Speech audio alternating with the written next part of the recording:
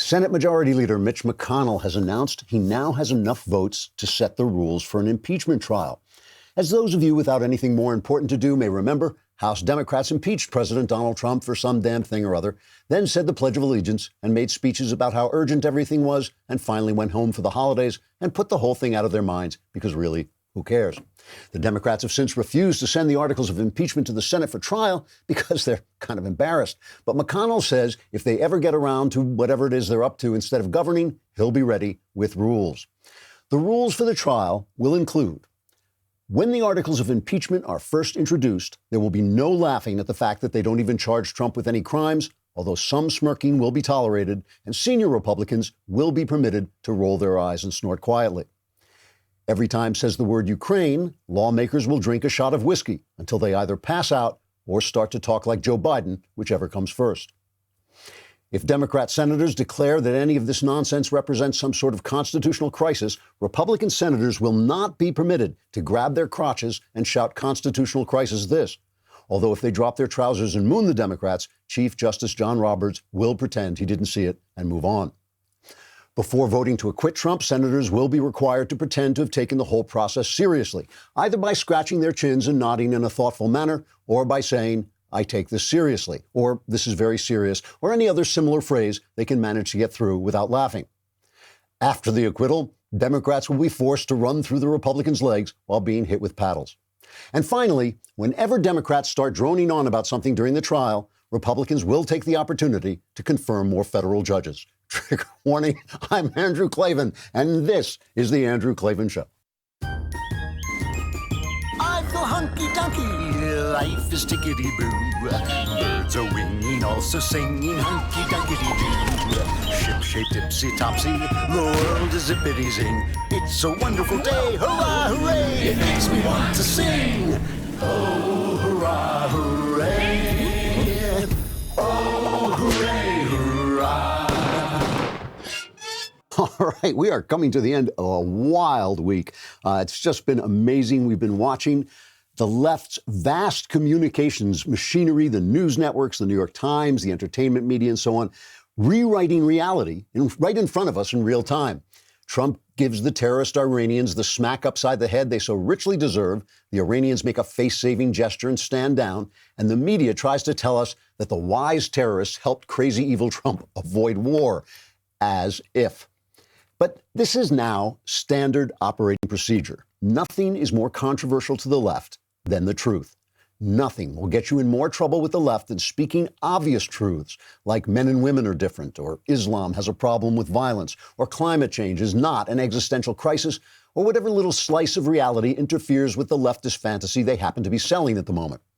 The hysteria and foul-mouthed rage that follows any statement of plain but unsanctioned truth, the danger to your college grades or your professional standing or your social media presence or even your livelihood, make a lot of people feel it's just not worth speaking aloud what they know to be the case. That's what the attacks are meant to do. They're meant to intimidate you, because once the simple truth is made unspeakable, then the truth becomes whatever the powers that be want it to be, which is whatever gives them more power, or at least keeps them from being exposed as the largely incompetent schmucks, knuckleheads, and cowards that they are. This is what has happened in Europe now, where you can get a visit from the police for saying that transgender women are not women, which, by the way, spoiler alert, they're not. There in Europe, the police would rather let the local girls get raped en masse by Muslim grooming gangs than seem to be bigoted by exposing the crime. The danger of speaking plain truth is nothing new, obviously. If I could reduce the New Testament to a one-sentence moral, it would be, speak the truth, and the powers that be will crucify you. But of course, there are other messages in the New Testament as well, like the truth never dies, and the truth is the stuff of God. In fact, God is truth, and the truth is the way and the life. In fact, the truth is always worth whatever trouble it causes you to speak it. Why? Because systems fail when they don't align with reality, especially the reality of human nature. That's why socialist systems fail. They expect people to excel without incentive, and they expect governments to monopolize power without becoming tyrannical. Cannot happen. People do not work that way. You got to say this stuff out loud and keep saying it so everyone knows. Otherwise, you wake up and you're in Venezuela. The capitalist system succeeds because it takes people as they are. It tells the truth about them. It knows that people are greedy, ambitious, competitive, eager to improve their own lot in life. In fact, capitalism is barely a system at all. It's just people being people with a few cops who patrol the beat to keep anyone from cheating too much or using violence or intimidation for gain. And what about democracy, democratic systems? The question of whether democratic systems can survive, whether democracy is in keeping with human nature, is an open question. Democracy never has survived for very long, and the reasons are pretty obvious. The Enlightenment philosopher Montesquieu pointed out that democracy requires virtue. All the founders said this too. But his political philosopher Patrick J. Deneen recently noted virtue has to be cultivated by virtue-forming institutions like schools and churches. Plato talks about this, and Aristotle as well. And these virtue-forming institutions are exactly the institutions that are called oppressive by people who value their own personal liberty above the liberty of all. If everyone becomes so dedicated to their own perfect freedom, if no one wants to be slut-shamed or fat-shamed or shamed for any behavior or disabused of any false notion about themselves, no one will develop the self-awareness and honesty and sense of civic responsibility required to maintain the democratic systems that ensure what freedom we have. It's kind of a paradox. Freedom requires self-restraint, and self-restraint is a kind of unfreedom. And only if we know ourselves can we ever square that circle.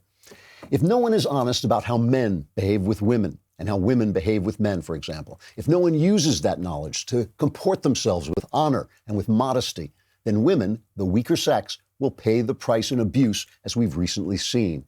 If no one is honest about how the powerful act when they have power, then the deep state, unconstitutional judges, and unrestrained bureaucracies will overrun and override our democratic institutions under the guise of enforcing some moral good or any other guise they can gull you into believing.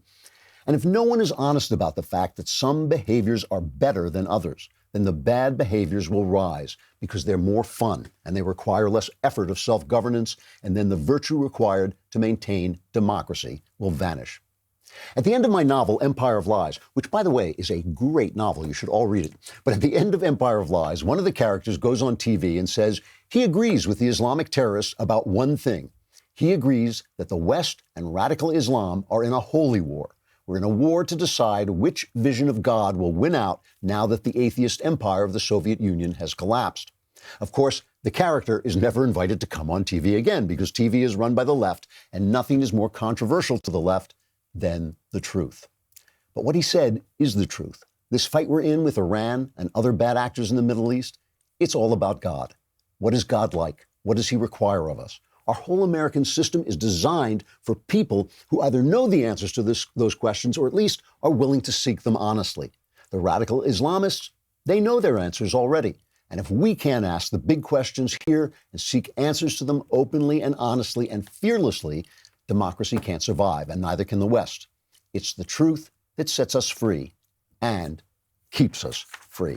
We're going to talk more about this incredible effort to just destroy the truth and rewrite it right in front of our eyes. But first, let's talk about something else that is true, which is you ought to use rockauto.com. You ought to just say rockauto.com. It's so much fun. rockauto.com. If you need spare parts for your car, you do not have to get in your car, which is just going to sit there because it needs parts and it's not going anywhere, and try to drive down to the auto parts store and then have someone look on a computer for you and tell you what you need. At rockauto.com, you can do it on your own. RockAuto.com is a family business serving auto parts customers online for 20 years. Go to RockAuto.com to shop for auto and body parts from hundreds of manufacturers. Anything you need, brake parts, taillights, motor oil, even new carpet, and whether you need it for a classic car or just your everyday car, or if you're like me and you only have your everyday car, you just need a few easy clicks and the part will be delivered direct to your door. The RockAuto.com catalog is unique, remarkably easy to navigate,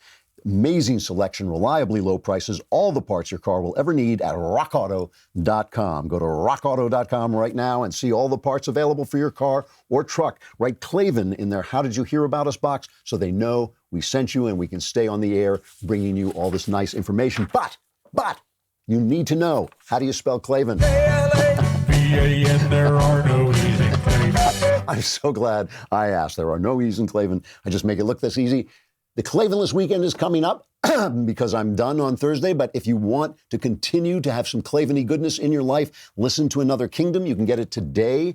If you subscribe to dailywire.com. If not, you're going to have to wait till Monday. The story is reaching its climax, coming to its end. It'll be over by the end of January, I believe. So that's not very far away. So you want to catch up with Another Kingdom. It is as good as people say it is. Yesterday, we did a backstage, and then we did an after Ask Me Anything thing online. And several people, it was 2 or 3 people, said that not only had they enjoyed the show, but it had made them better people, which is pretty amazing. That's an amazing thing to say about a work of fiction. So Another Kingdom, you want to listen to it. So here is a wonderful moment from CNN about Iran. Clarissa Ward is in Iraq, and she's standing at one of the places. This is great. She's standing at one of the places where the Iranian missiles hit the other day. And here she is talking about what she sees. I am standing here right at the site of one of those missile hits. This is the crater, the damage that was caused by the impact of that strike. You can see it's not a huge amount of damage, but the ground is very soft here. As you can also see, it's been raining very hard. There's a lot of shrapnel here on the ground from that impact. But the question is, what exactly were the Iranians targeting here? Local security officials telling us there's simply nothing here. There's a refugee camp just under a mile away in that direction, but no U.S. presence, no U.S. military presence particularly. This may have been for the Iranians less about showing power and precision, John, than it was about showing reach. She's got to figure out why they fired their missiles in.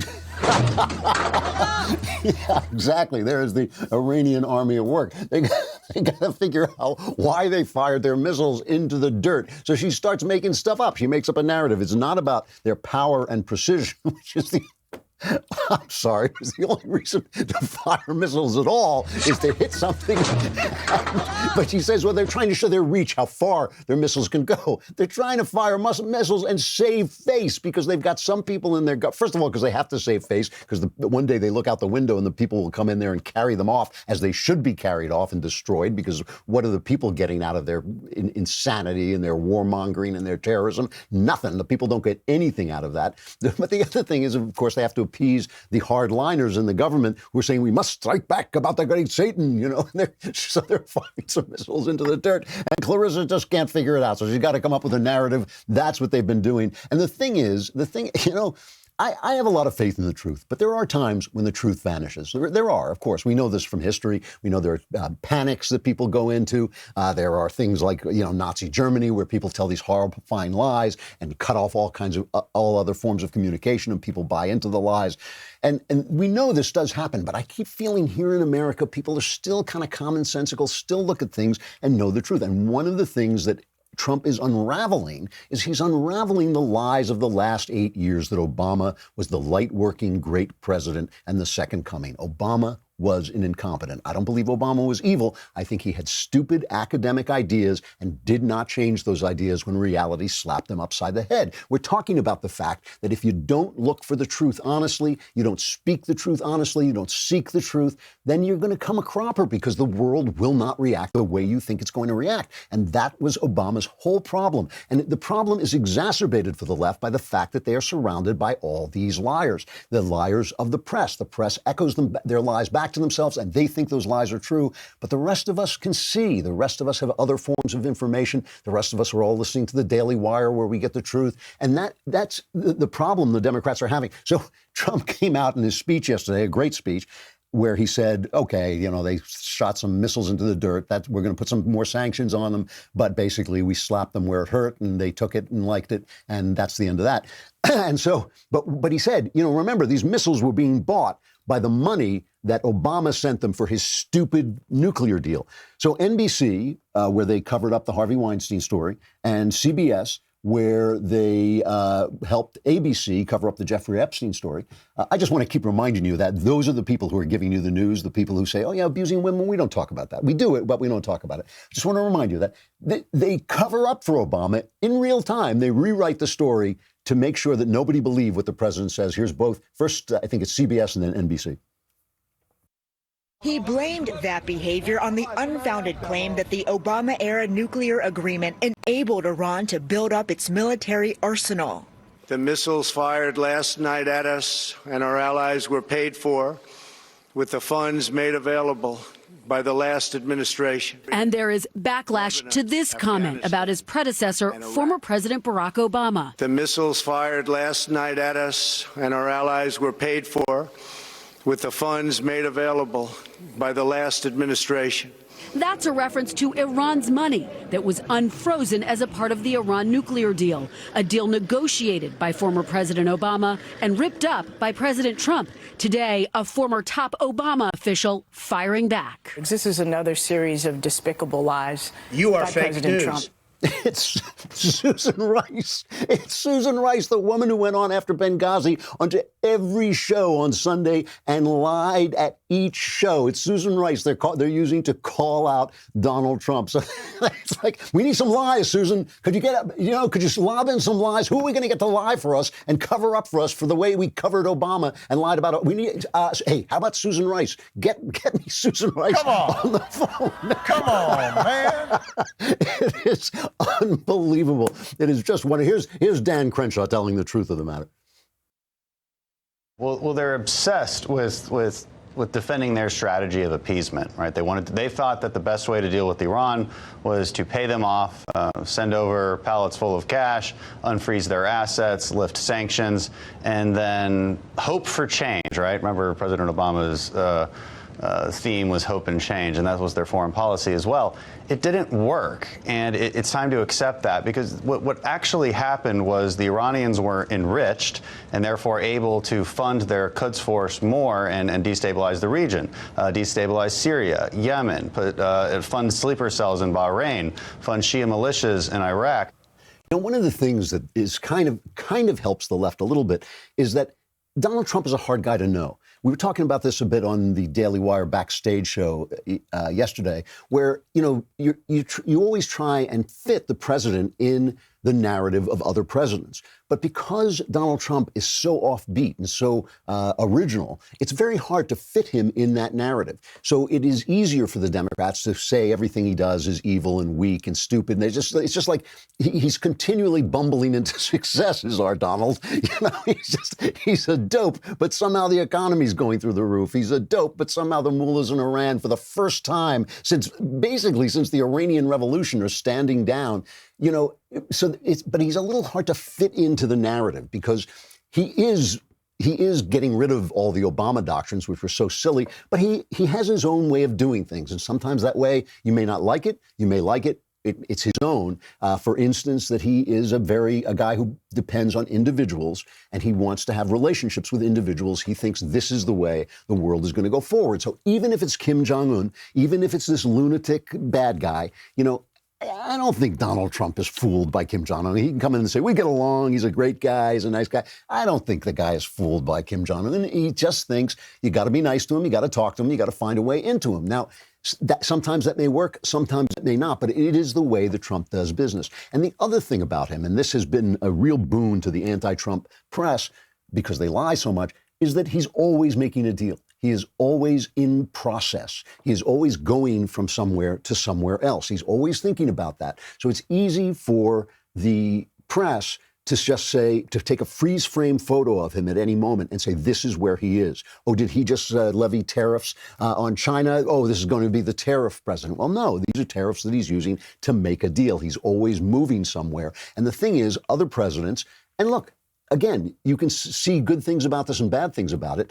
Other presidents make a statement, and that is the policy of the United States. Trump often makes a statement, and it's just a way of getting to where he wants to go. And you can say, well, no, we need to trust the words of the president to be a statement. That's not the way Trump is. So are we going to stop and say, well, look, he's doing a good job. He's very, Molly Hemingway overheard somebody yesterday say, he's very good at presidenting. So are we going to accept Trump the way he is and see how it goes? Or are we going to just continually say, oh, he's evil, he's stupid, he's incompetent, he's doing a bad job? And that is something that the press has done. Because he doesn't fit in, with the usual narrative of the presidency.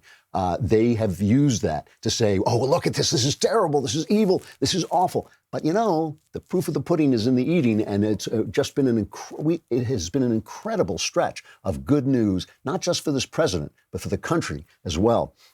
So now, because they've been selling this narrative for so long, that they are going to move forward with impeachment, or are they? Something is going wrong in the House of Representatives. A growing number of Senate Democrats are calling for House Speaker Nancy Pelosi to send over the articles of impeachment against President Trump, saying the party has little to gain from further delay. Senator Joe Manchin, he's obviously he's from West Virginia, and he's in a Trump district, and so he's been a kind of a moderate voice. And sometimes I think he voted for Kavanaugh. He's been kind of a, you know, he has to show that he can make peace with the Republicans. He said, I think it's time to turn the articles over and let's see where the Senate can take it. But others in the Democratic caucus, including Senators Dianne Feinstein of California, Richard Blumenthal, and Chris Murphy of Connecticut, and Angus King of Maine, have also encouraged Mrs. Pelosi to send the articles to the Senate so a trial can begin. They are really coming after her. So here is a Republican House Minority Leader Kevin McCarthy making a really good point to Laura Ingraham about Dianne Feinstein. She's going to fail at this. She's already failed. And now it's not just Republicans, it's Democrat senators. But what's even worse, it's Dianne Feinstein. This is her home senator, but it's her hometown senator from San Francisco. She literally said, if it's so urgent, if you keep it, it loses its urgency. Either send it over or don't send it at all. It's crushing her. So Pelosi came out today. She came out today to make a statement, and her first statement was about this war powers bill that they're going to pass in the House to sort of rebuke President Trump. Maybe we'll get a chance to talk about that a little bit. But then she went into the impeachment thing, and she is holding her ground. She is not going to turn. Oh, you know, why isn't she going to turn over this impeachment? Because it's embarrassing. It's absurd. It is a shoddy piece of work done half in secret. They didn't call any witnesses. And what she's saying is now I need to know what the Senate is going to do, that they're going to call some witnesses. They want to call witnesses that the House didn't call. So here's Nancy Pelosi's statement just this morning on impeachment. We need to see the arena in which we are sending our managers. Is that too much to ask? At some point, we would hope that we would see from them what the terms of engagement will be. We are ready. We are proud of our defense of the Constitution of the United States. We are concerned that the senators will not be able to live up to the oath that they must take to have an impartial trial. So much for that. We will not let them say, oh, this is just like Clinton, fair is fair. It's not. Documentation, witnesses, facts, truth. That's what they're afraid of. What a specious argument that is. It's not like the Clinton impeachment because they're afraid of facts and witnesses and truth. It's the same process. It's the same. This woman, the thing that gets me about Nancy Pelosi is the New York Times and CNN and MSNBC, they elevate her, but she's such a transparent, and by the way, she's a politician. Mitch McConnell does this too. Mitch McConnell will say anything he needs to say. These guys are who they are. They twist and turn and they work the political system. I get that.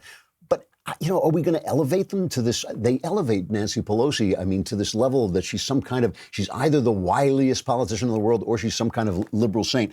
Just as a little sidebar, I have to just go off on a little bit of a tangent here for a minute. Adam Smith, I think he's the chairman of the House, is it Intelligence Committee or the House Defense Committee? He's a big Democrat congressman. And he's on CNN and the guy asks him, well, do you agree with these senators who are calling for Pelosi to put up or shut up? And here's what he says. I understand what the speaker is trying to do, basically trying to use the leverage of that to work with Democratic and Republican senators to try to get a reasonable trial, a trial that would actually, show evidence, bring out witnesses. But at the end of the day, just like we control it in the House, Mitch McConnell controls it in the Senate. I think it was perfectly advisable for the Speaker to try to leverage that, to get a better deal. At this point, it doesn't look like that's going to happen. And yes, I think it is time to send the impeachment to the Senate and let Mitch McConnell be responsible for the fairness of the trial. He ultimately is. And then this morning, later in the day, he tweets out, "I misspoke this morning. I do believe we should do everything we can to force the Senate to have a fair trial. If the Speaker believes that holding on to the articles for a longer time will help force a fair trial in the Senate, then I wholeheartedly support that decision. Please, Mrs. Pelosi, take your hands off my crotch." Oh, I added that part. I was obviously the unspoken undertone. So ruh-roh, Nancy Pelosi is not letting her boys stray too far. She pulls. How dare you? How dare you? How dare you, Mr. Smith? But she's up against Mitch McConnell. I mean, Mitch McConnell. Listen, these are two old war horses, and I pay Nancy Pelosi respect for being the old war horse she is, for knowing she can lie and lie and lie and twist things, and the press will cover for her. She knows she's dealing with that world. But Mitch McConnell also knows that we will hear from him too. And the Constitution says that the Senate has sole power to try the president in an impeachment. They have the sole power to try the impeachment. And here's what Mitch McConnell said about her leverage. Supposedly, the explanation for this shameless game playing is that Speaker Pelosi wanted leverage to reach into the Senate and dictate our trial proceedings to us. Now, I've made clear from the beginning that no such leverage exists. There will be no haggling with the House over Senate procedure. We will not cede our authority to try this impeachment. The House Democrats' turn is over. The Senate has made its decision. This goes for this war powers thing, too. Nancy Pelosi spoke about that, too. Play the clip where Pelosi talks about this war powers resolution. Last week, in our view, the administration conducted a provocative, disproportionate airstrike against Iran, which endangered Americans, and did so without consulting Congress. We are passing today a war powers resolution to limit the president's military actions. The administration must de-escalate and must prevent further violence. America and the world cannot afford war. Protect and defend, an oath we take, not only of our Constitution, but of the American people. Pray for peace. That's what we must do. And so what happened, in the view of many of us, is not promoting peace, but an escalation. Not that we have any confidence in the goodness or the good intentions of Iran. And we certainly do not respect, and I, from my intelligence background, know just how bad Soleimani was. It's not because we expect good things from them, but we expect great things from us. You gotta hand it to her. She's shameless. I mean, you gotta give her that. She is shameless. I like the provocative and disproportionate thing. You're like, who are we provoking? They've been at war with us since, 1979? So how are we provoking them? And how is it disproportionate when they not only killed this one guy, not only responsible for the death of over 600 American service people, but has killed thousands of other people? How is it disproportionate to blow him up good? It is obviously not. But anyway, again, all of this is show. None of it is a reality. They can pass a war powers resolution all they want. I'm passing a resolution that everyone has to bow down as I walk by. I'm passing a resolution that I can fly when I flap my arms. It don't matter a damn thing. And I was a little disappointed. Mike Lee came out and they had this briefing, this post-attack briefing, and he didn't like it. It was apparently dismissive of the Congress and said you shouldn't be able to debate this and all this. And Mike Lee came out and he was really ticked off and said, I'm insulted by this. We have the war declaring possibilities. And so I'm going to vote for this war powers resolution. I get it. I'm sure if Mike Lee says that the briefing was bad, it was bad. I believe that. But, cool your ego, pal, and do the right thing, because this is really, there should be no show from the Congress saying that the commander-in-chief does not have the right to do this. But all of this is show. And my question is this. Do the people catch on or not? We know that the left has this amazing communications network, the networks, the New York Times, the Washington Post, all of them working for the left. Will the people catch on or not? And that's what we're going to have to see. We're going to have to see what the polls say, although the polls lie as well. But I believe the truth will out. I believe Americans still know the truth when they hear it. Hey, I got to take a break from Facebook and YouTube, but come over to dailywire.com. There are so many reasons for you to subscribe. The most important one, of course, that you get the indispensable Leftist Tears tumbler. I make these myself in a little workshop where I bring in, you can tell it's made of the finest obsidian, and this top is pure diamond. You can see it glows. I'm making all this stuff up. It's a big tumbler, but it's great. It's Leftist Tears, where you can drink your Leftist Tears. But also, you get Another Kingdom on Friday, so you do not have to suffer through a horrifying Klavanless weekend. You can sort of put that up. You can be in the mailbag. I will answer all your questions, solve all your problems. It's a good deal. It is a good deal. So come on over to dailywire.com.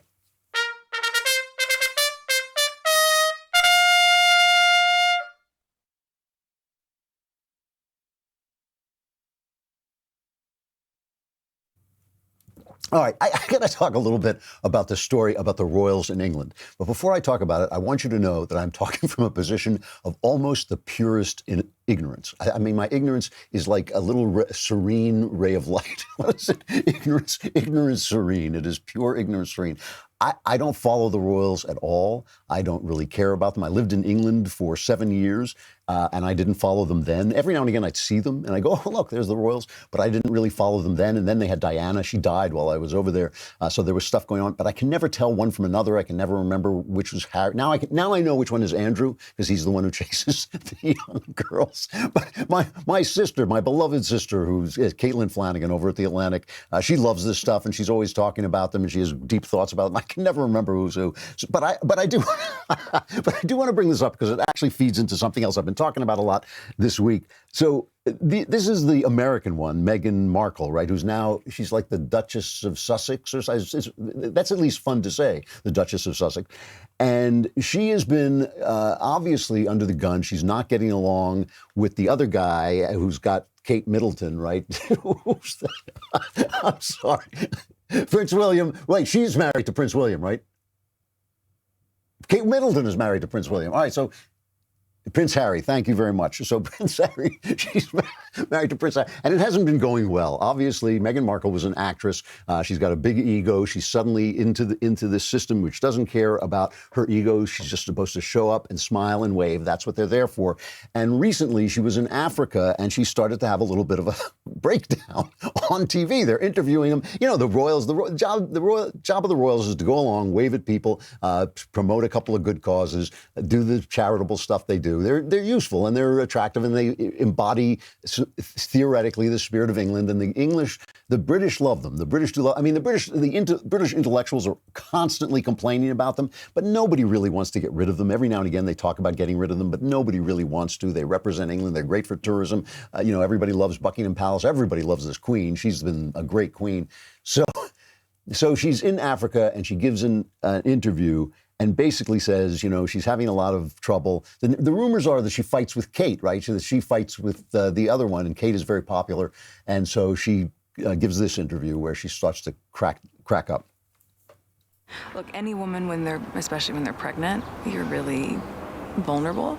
And so that was made really challenging. And then when you have a newborn, you know, it's a long time ago, but I remember, yeah. You know, and especially as a woman, it's a lot. So you add this on top of just trying to be a new mom or trying to be a newlywed. It's,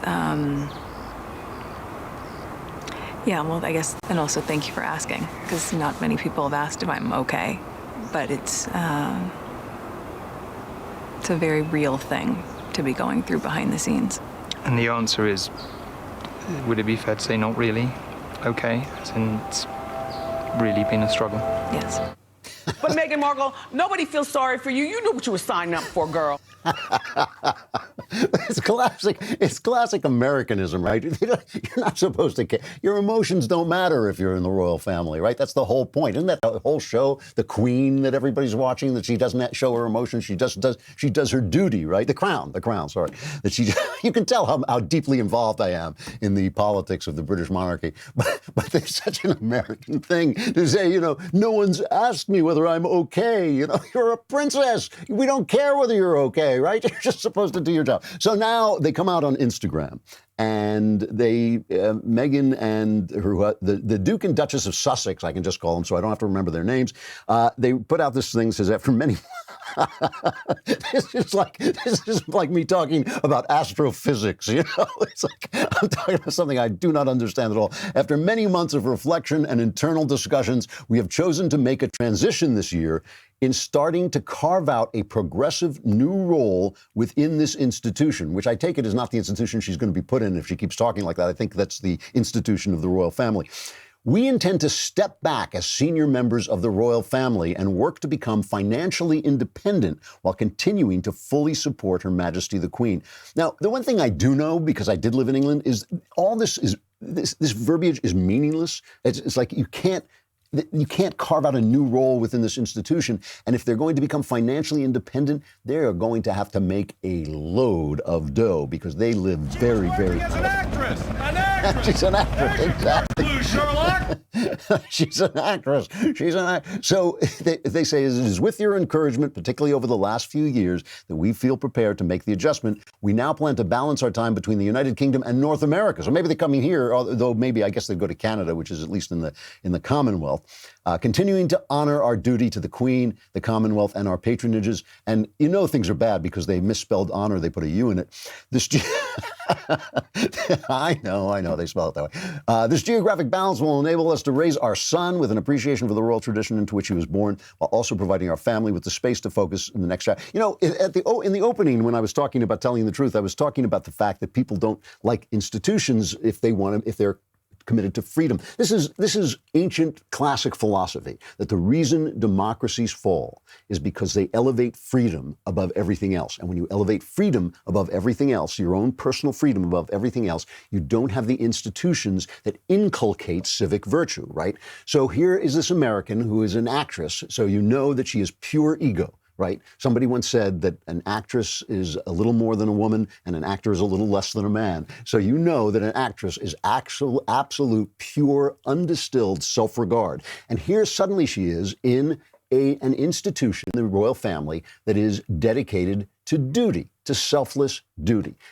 No, that is not happening to an... This is why you don't marry an American. And so they're leaving town and they're going to make up this thing. By the way, the royal family reacted to this by saying, huh? What is this? What all this mean? What means? They had no idea what the guys were talking about, how they're going to make a living or anything like this. And meanwhile, the one member of the royal family that I really like is Kate Middleton, because I find her incredibly beautiful and incredibly gracious. And she is the one, I think this is the problem. I think Meghan Markle thought she was going to be the big princess, but Kate Middleton is just too good at her job. She is absolutely beautiful. She's kind. She's lovable. She's got that lovely smile. She dresses. Even I, who don't know anything about dressing, even I look at her and think like, wow, she really knows how to dress. She's riveting.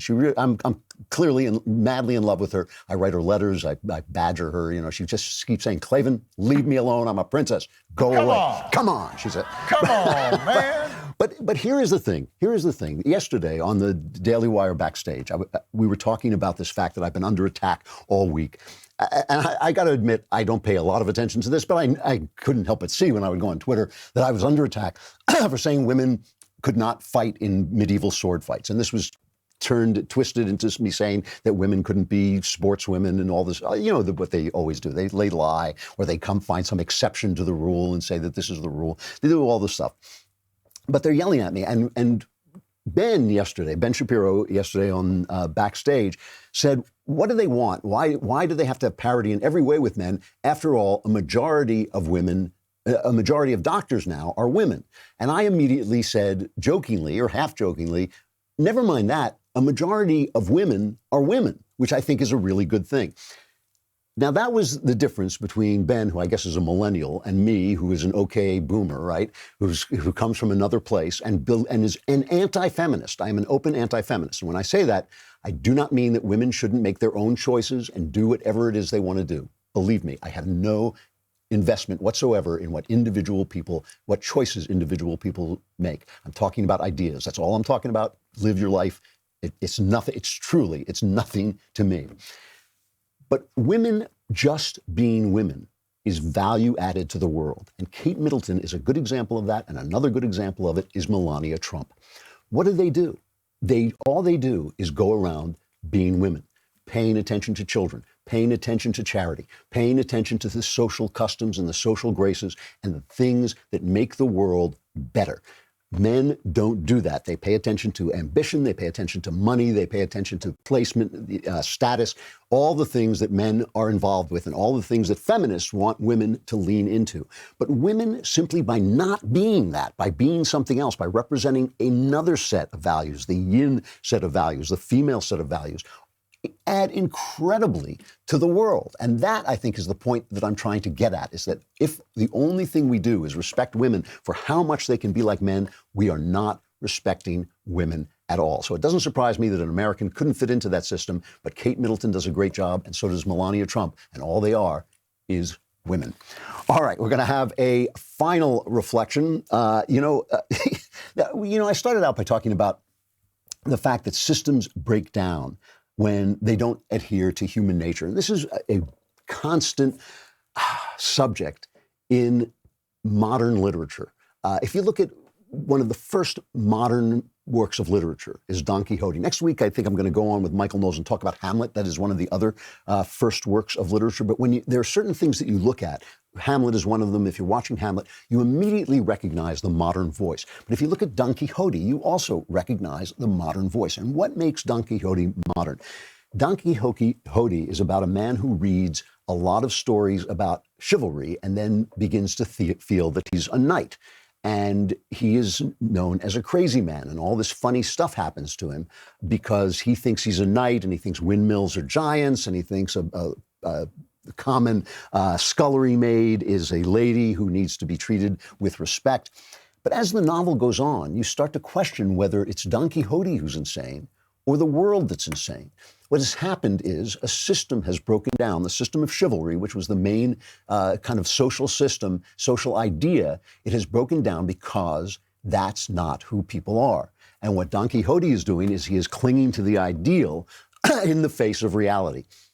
And reality keeps, beating him up and throwing him off his horse, and he's constantly getting drubbed and all this stuff. But Don Quixote is sticking to that ideal.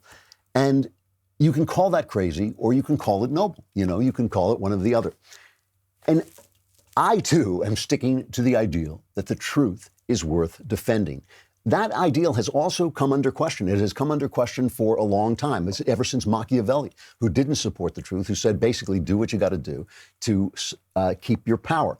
It is the original conflict between the Judeo-Christian side of the West and the classical side of the West. It's the original conflict when Jesus says to Pontius Pilate, I speak the truth, and whoever loves the truth hears my voice. And Pontius Pilate says, what is truth? The classic, sophisticated, relativistic idea that has been with us since ancient Greece and probably before, that there is no truth, that nothing's good or bad, but thinking makes it so, as Hamlet says. But I do think that our particular system, our system of freedom, our system of, if you want to call it in a bigger way, liberalism, classical liberalism, depends upon knowing the truth about people. It depends upon knowing how women behave. It depends upon knowing how men behave and being able to say it out loud. It depends on being able to identify problems that exist within racial cultures, saying there's high crime in black neighborhoods or that there's a lot of violence in the Muslim world. It depends on us being able to say those things. I know that when you speak the truth, you get penalized. I know you got to pick your fights. I know we're not Jesus. All of the rest of us aren't Jesus, and we're not willing to go to the cross necessarily just to speak the truth. But if we don't try at all, we are done for. If we let them bully us every step of the way out of this, speaking the simplest truths, if we let our professors and employers and sponsors and Twitter shut us down and shut us up, we are done for. That is the fight we're in. That is the fight we're in. It's not the fight about this bill or that bill. It's not the fight about this tax rate or that tax rate. It is the fight about whether we can speak the truth as we go forward to form the system that keeps us free. That really is the fight we're in. So again, I know there's penalties. I know not all of us are willing to pay all the penalties. Maybe none of us are willing to pay the big penalty, but we have to be able to take some flack to say what we have to say. Hey, the Klavanless weekend is here. You're doomed. You're done for. Very few of you will make it back to Monday, but do your best. Make your way as you can through the darkness and the flames and the chaos. Survivors will gather here on Monday. I'll be here. I'm Andrew Klavan. This is The Andrew Klavan Show.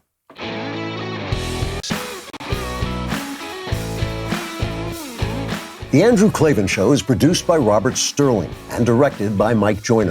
Executive producer, Jeremy Boring. Senior producer, Jonathan Hay. And our supervising producer is Mathis Glover. Assistant director, Pavel Wydowski. Edited by Adam Sayevitz. Audio mixed by Robin Fenderson. Hair and makeup is by Jesua Alvera. Animations are by Cynthia Angulo. And our production assistant is McKenna Waters. The Andrew Klavan Show is a Daily Wire production. Copyright Daily Wire 2020. If you prefer facts over feelings, aren't offended by the brutal truth, and you can still laugh at the insanity filling our national news cycle, well, tune in to The Ben Shapiro Show. We'll get a whole lot of that and much more. See you there.